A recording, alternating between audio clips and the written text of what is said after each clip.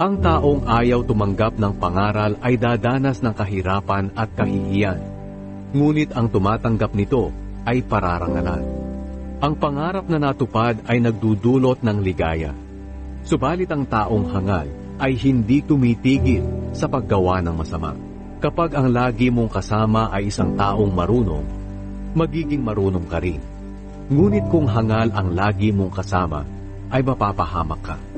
Ang kapahamakan ay darating sa mga makasalanan saan man sila magpunta.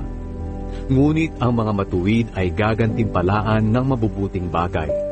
Ang kayamanan ng mabuting tao ay mamanahin ng kanyang mga apo.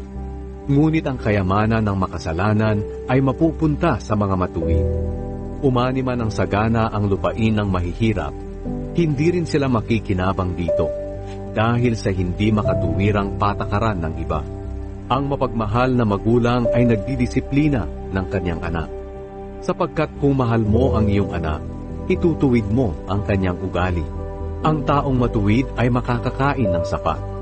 Ngunit ang masasama ay magugutom.